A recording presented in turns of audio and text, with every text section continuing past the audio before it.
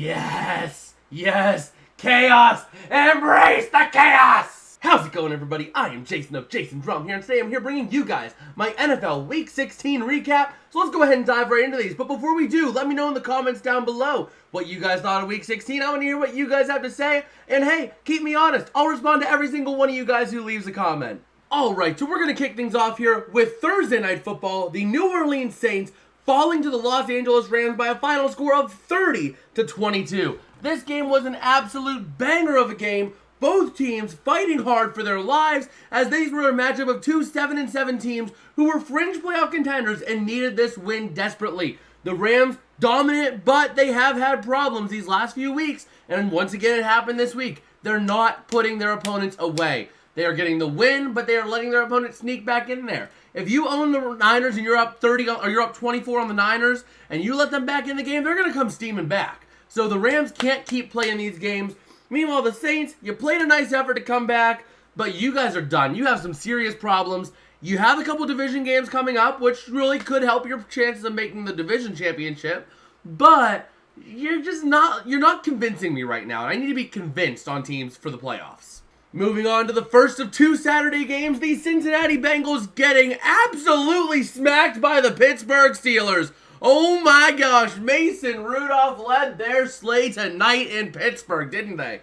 Oh man, Pittsburgh absolutely dominated from the get-go in this one. They came out, asserted themselves as the game winner. They were up 24-0 at half, and they just kept they kept on rolling into the second half. They got the win they needed, and they desperately needed this win. And it shows that they might have a new quarterback to latch on to if Mason Rudolph can keep this up for the next couple weeks. Meanwhile, Cincinnati, what was that? Yeah, you're ahead of the Steelers right now in the playoff picture, but that's because you're being saved by other 8-6 teams from the AFC South. Right now, you would lose a tiebreaker if it was you or Pittsburgh. So don't get too comfortable right now in Cincinnati. There are some serious questions and some serious concerns moving into these last 2 weeks. All right, heading over to Los Angeles where we had the Peacock exclusive game, Buffalo Bills taking on the Los Angeles Chargers. And oh boy, how much a change of a head coach can make. The Chargers were very competitive. They played like a team with fire. They played like a team with all the world to play for, and they did. It was a basically lose and go home situation. Even if they won, they weren't guaranteed to be safe. So they had to win, and they played like they had to win. I mean, this was a very well-played game. I mean, you don't usually say that the losing team played a really good game and looked really good, but compared to where they were this season, the Chargers look downright amazing. Meanwhile, the Bills, another concerning game for them. Yeah, they had a big convincing win over Dallas, but another concerning game when you don't put the Chargers away and you struggle with them throughout. Yeah, you don't ever doubt an NFL team, but still, you are a better team than the Chargers all over the place. And you barely put them away, especially with Easton Stick at quarterback. Moving on to Sunday's games, we're going to start off with the Indianapolis Colts absolutely getting curb stomped by the Atlanta Falcons, 29-10. Oh man, Indianapolis, you better be thankful for all your other division teams this week for, also kind of crap in the bed. Because you did not deserve this game at all, and you do not even, you didn't deserve it at all, and even still, you are safe in the playoff race right now because everyone else lost like you.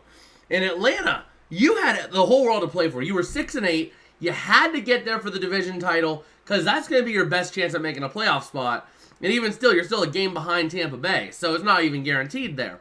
But you played well, you came out knowing exactly what you needed to do, and you did just that.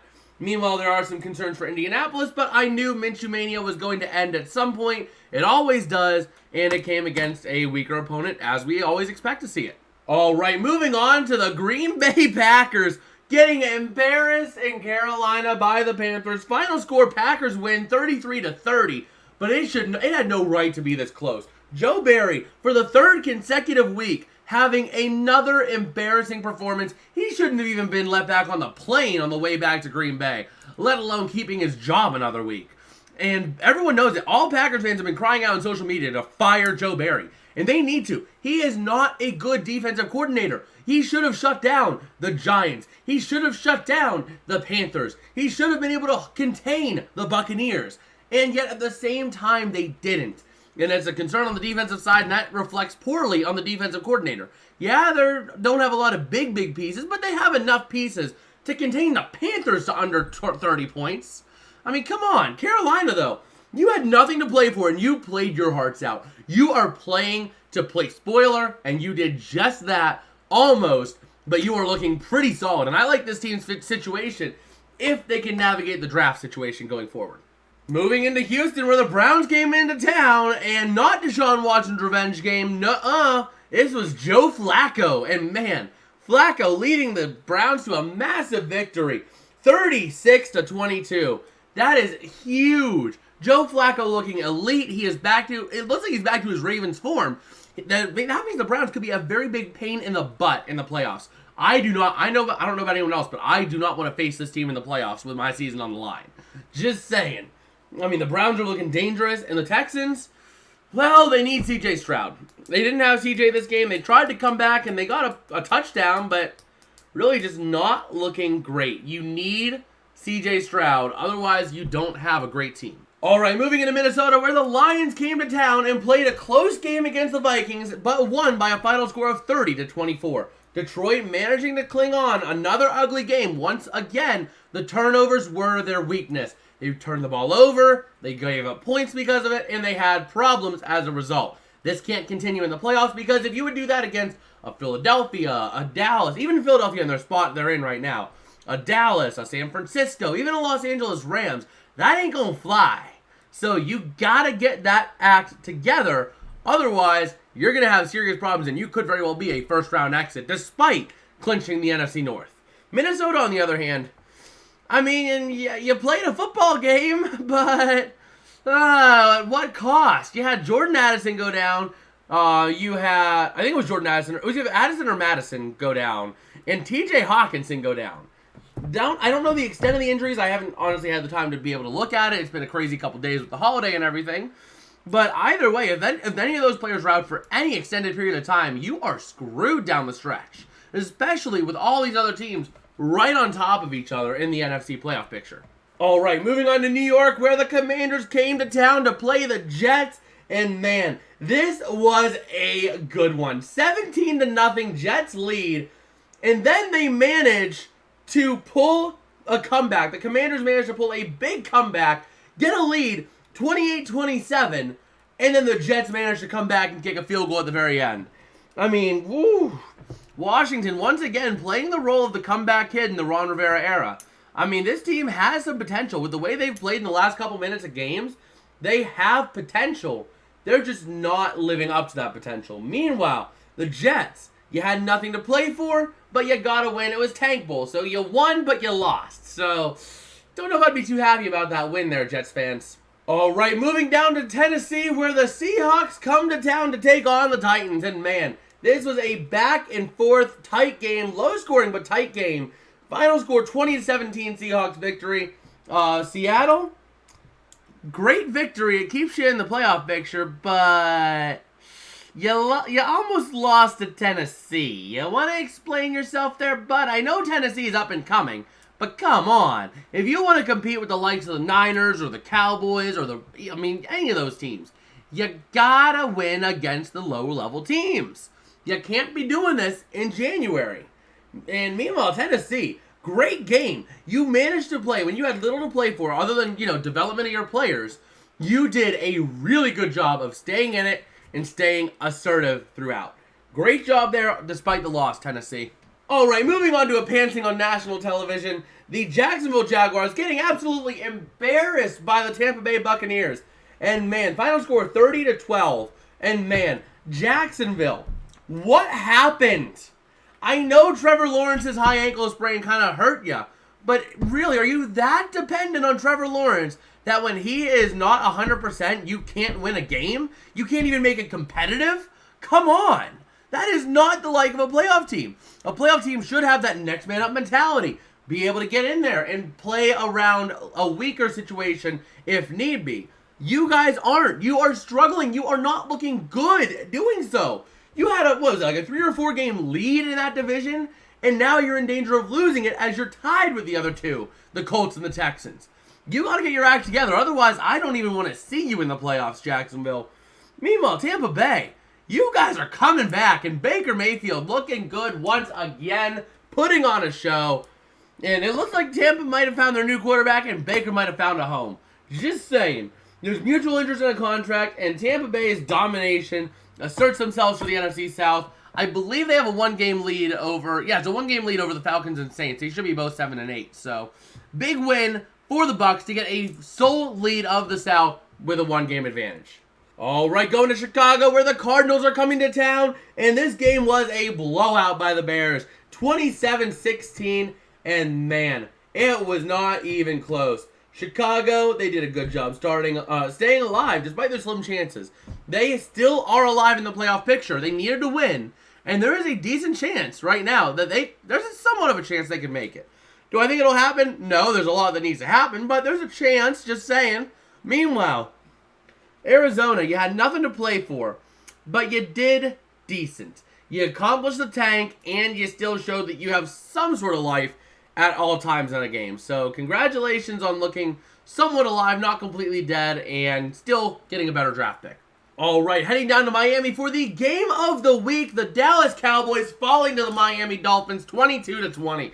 And man, it looked like this whole game, Miami just was one step ahead, and they were just going to run away with this one. But Dallas had other plans in mind, and they said, hey, we are going to spoil this game as much as we can. And they managed to get a late 20-19 lead.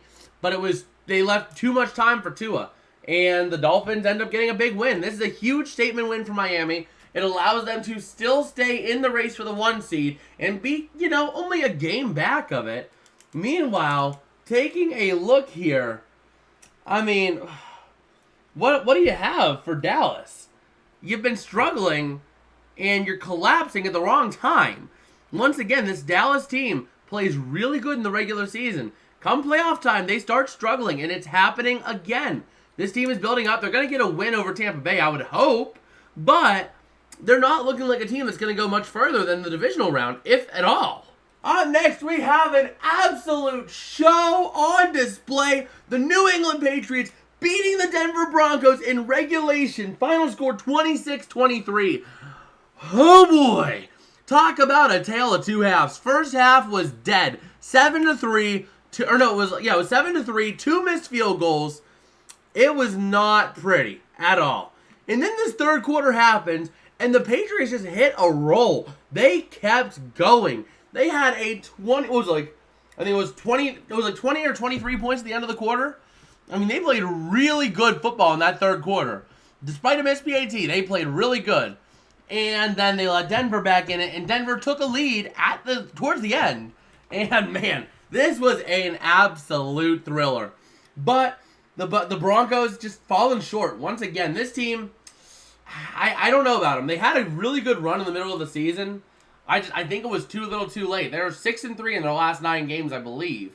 But when you start the season, 1-5, that's a really big handicap to throw on yourselves unnecessarily. And that's what the Broncos did. That all but eliminated them right there. So Denver, you're fighting hard, and I appreciate it, but you do not look like a team that's making a big effort to try to come into the playoffs just because of your poor start. Meanwhile, New England, you had nothing to play for, and you kind of screwed yourself in a way by winning this game. You screwed your draft pick up a little bit. I mean, you get a big statement win. Yeah, it's always fun to screw over other teams. But, at what cost? This franchise is in such disrepair right now, you need the draft pick more than the satisfaction of screwing over another team. So, I don't know if I like that win for New England, but it was a solid win effort. All right, up next, we have the Las Vegas Raiders going to Kansas City to take on the Chiefs. And what is going on with the Chiefs? The Raiders pulling off a huge win, and there is now a decent chance, in my opinion, that this team can win the AFC West. I would not have believed that if you would have told me at the beginning of the season that the Raiders had a solid chance of winning the AFC West with 2 weeks to go. I'd be telling you you're crazy. But no, all the Raiders need is to win out and for the Chiefs to lose out. That's it. That's it. They don't need anything else. And the way the Chiefs are playing, and the way the Chargers played against the Bills, Week 18, the Chargers could very well beat the Chiefs. And the Chiefs play the Bengals this week. That's not a gimme game either for them. Meanwhile, the Raiders, they have a fairly soft schedule. I mean, they have the Broncos Week 18, and I believe they have the Colts this next week. two winnable games for this Raiders team the way they've been playing. So it would not shock me to see the Raiders playing January football after winning their division. So, meanwhile, looking at it from Kansas City's perspective, I mean, what a total collapse. If you're going to be making the playoffs, you're more than likely playing a road playoff game for Kansas City, and that is not pretty. That's not fun. That is not what you want to see out of Kansas City. Mahomes has never played a game outside of Arrowhead in the playoffs, apart from Super Bowls, obviously. So that might be a genuine point of concern for the Chiefs in the playoffs if they have to face, the number 1 or number 2 seed, which will be Miami and Baltimore in some sort of capacity. All right, up next, we have the New York Giants falling to the Philadelphia Eagles by a final score of 33-25. This game was an entertaining one. The Eagles were dominating the first half, and then they came out in the second half with a very concerning play, fumbling the first kickoff, actually, of the half. Couple turnovers leading to points for the Giants to keep them in it, and then they've had a couple of chunk plays down the stretch to get back in that game. It was very close down the stretch. It was a fun game to watch. The Giants, you tried hard. You're eliminated now, but you tried hard to not get eliminated, and I appreciate that. But unfortunately, Elimination Station is where you will end up this season. Meanwhile, for the Eagles, what was that loss? Or what was that win? That was a win that should have been a loss, Eagles. Yeah, you want to explain that to me? Like, come on, let's explain it to me. What's wrong? I'm your therapist here. Let's talk it out. Let's talk out our issues so we can get better, okay? If you don't want to talk it out, then have fun being a first-round exit, Philadelphia. All right, and last but not least, we have the Baltimore Ravens going to San Francisco and absolutely annihilating the Niners. Final score, 33-19, Ravens victory.